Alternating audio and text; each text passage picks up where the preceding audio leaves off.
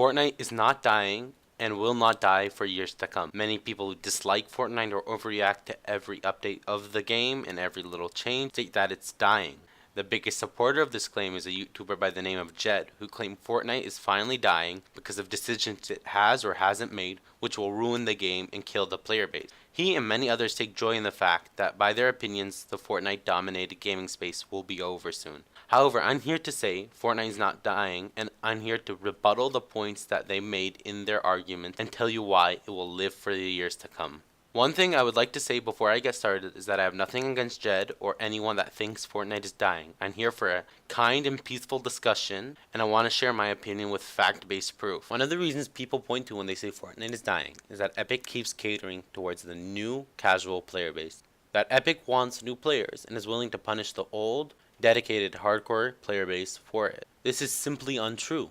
I don't know how else to state this. Epic does not and will not appeal or design any game mechanics towards casual players. Anything that they do for the game is for the game as a whole. To design a game towards casual players after it's been marketed as a competitive game for almost a year would be suicide for the game. They don't need to change anything to have new players to join. Look at any match you've played or watched in the past year and you'll see players that play like they haven't touched a game before. The reason this game appeals to new players and will always have a growing player base is because of the combination of fun and competitive and the popularity that brings in more people, which is a never-ending loop.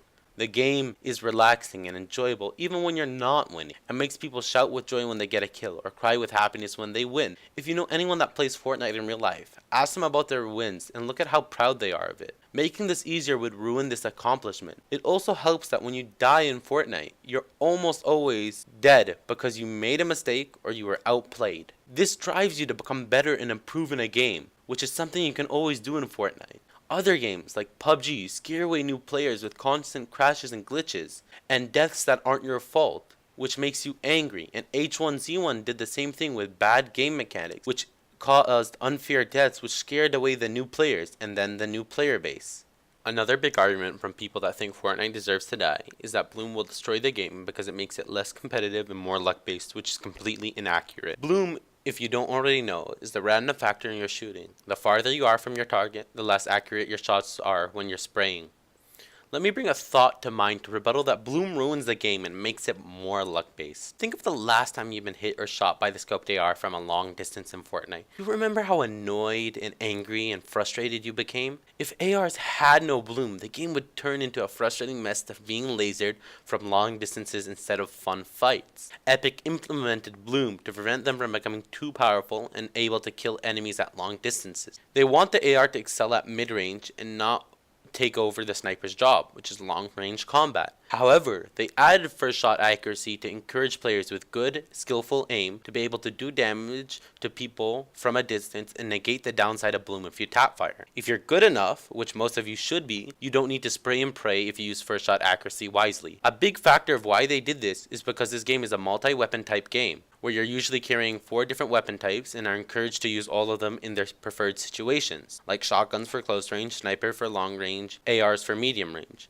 Some games are stale because you can usually carry one weapon for all the ranges, close, medium, and long, giving you no weapon variety. If you played PUBG, you would usually only carry an AR and use it for close range, long range, and medium range. Bloom encourages you to either take a sniper shot first and then spray them down with your AR, or shoot them with your AR a couple of times, then push in close with a shotgun. This encourages you to use different weapons and fight in a varieties of ways. Many games that have random spray patterns like PUBG and Overwatch benefit from it. Fortnite might benefit from a random spray pattern which you can adjust for some of the bullets but not all of them, like the way PUBG does, but Bloom does not hurt the game in any way and keeps AR fights in the close to medium range. A small point I wanted to add in: Jed kept stating the game's aiming system relies more on luck than skill, which is untrue. First shot accuracy is completely skill-based, and so are the snipers and scoped ARs. The submachine guns are skill-based because they're only supposed to be meant at close range, and you will almost always hit all your shots if you're aiming at a person's head. Even the AR is skill-based if you're using it at medium range. Hell, if you depend on AR spam at either close or long range to get a kill, you don't deserve to win the fight, you deserve to lose it. and they were complaining about less important things, according to him, like refunds and community skin. However, a lot of people enjoy this game in different ways. Epic shows that they listen and care about the community by adding in things they want, which benefit only them, like refunds, community-made skins, and game changes. Bloom isn't a problem to everyone, and isn't a problem to the community, which is why people haven't been mentioning it. Epic does not only make decisions based off the community, but also off their instincts as a game developer. For example, when the player base asked for first shot accuracy, they added it. When they said the guided missile ruins gameplay, they removed it. However, they also make changes that they think is best for the community too, because they want to perfect the core gameplay. Shotguns and traps are a big example of this. Traps were nerfed, which everyone complained about being underpowered, and then later buffed, which everyone complained about being overpowered at first. But then realizing 150 damage is a good amount, so you're easily able to trap players and preventing those awkward shotgun or close attacks and machine gun fights. Epic also made the decision to nerf shotguns, which the community was mixed on, either half of them wanting them to be nerfed and the other half wanting them to stay the same. However, Epic chose the best decision for this. Nerfing the shotguns was changing them effectively from being a one-shot to 2 to 3 shot weapon. This affects the game in a positive way. It was unfair to be one shot as pellet spread is random, which was frustrating as there was nothing you could have done against it if it was a lucky shot. But by making it a consistent 2 to 3 shot, this means either you need to weaken them first and then push, or hit a second and third shot. This means if you're good, you'll hit more shots and kill the player, and this will stop lucky players from hitting one shots and giving you more time to react and be able to stop their push. Now you have to think and outplay instead of one-shotting an enemy with a weapon that takes skill to aim, but not enough to deserve constant one-hit kills. None of these changes killed the player base, and further changes won't. COD suffered from quick kills, which is only enjoyable when you're winning, not when you're losing. And when you're losing, you quickly lose enjoyment and become frustrated. In Fortnite, when you die, you don't get as angry as quick, and you're easily willing to play more. My last point I want to make is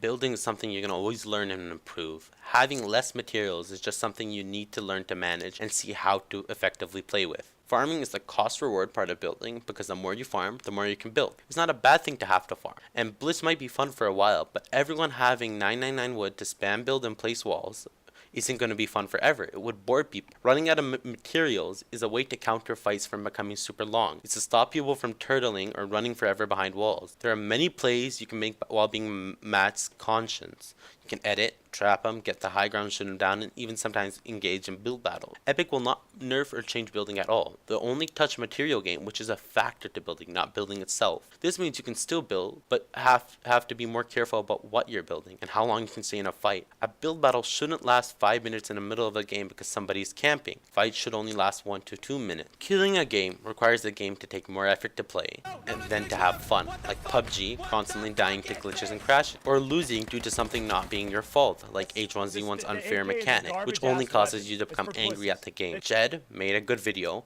but I think he inherently dislikes Fortnite and only plays it because it's the most common battle royale, and the one he likes, his preferred battle royale, is Dead. However, I think that Fortnite won't die for years to come, and it will stay as popular as it is for maybe the next year or two. If you enjoyed this video, like and subscribe for more content, and if you want to see more stuff like this, head down into my channel and check my other videos. I have a couple of funny moments, and I have a couple of highlight reels I hope you guys would like and enjoy.